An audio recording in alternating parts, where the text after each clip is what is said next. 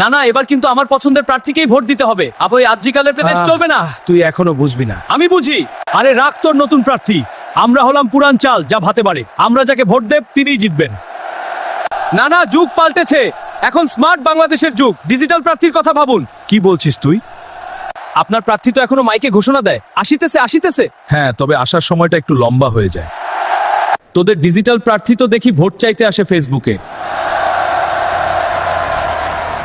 আরে বেটা, ভোট কি ফেসবুকের লাইক কমেন্ট নাকি? ভোট দিতে হলে তো কেন্দ্রে যেতে হবে। জি না না। আরে না না, আমি তো কেন্দ্রে গিয়েই ভোট দেবো, কিন্তু আপনার প্রার্থী যদি যেতেই না পারে, উনার যা তো কেন্দ্র পর ভোট শেষ হয়ে যাবে। এই ছেলে, ওরে নাতি, বেশি বুঝিস না। আমার প্রার্থীর অভিজ্ঞতা তো প্রার্থীর বয়সে ভবিষ্যৎ জং ধরে না। কিন্তু দাদা, এটা কি যথেষ্ট? জং ধরে না ঠিক আছে না না, কিন্তু নড়াচড়া তো করতে হবে। কাল দেখলাম আপনার প্রার্থী কোন দল হয়ে দাঁড়াইছেন, পাশের জন চিমটি কাটার পর উনার মনে পড়ছে। ওটা তো স্ট্র্যাটেজি, ভোটারদের আইকিউ টেস্ট করছিল। আচ্ছা শোন, তোকে এক বস্তা চকলেট দেব, তুই শুধু তোর ভোটটা আমার মার্কায় দিয়ে দিবি। না না, আপনার এই চকলেট পলিটিক্স এখন চলবে না। এ কি কথা বলছিস তুই?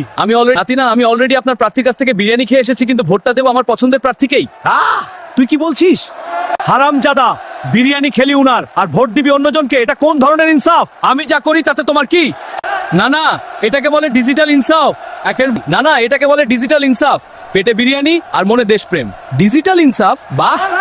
না না, এখন বলেন আপনার পকেটে বিরিয়ানির টাকা আছে নাকি আমি আমার প্রার্থীর কাছে চলে যাব?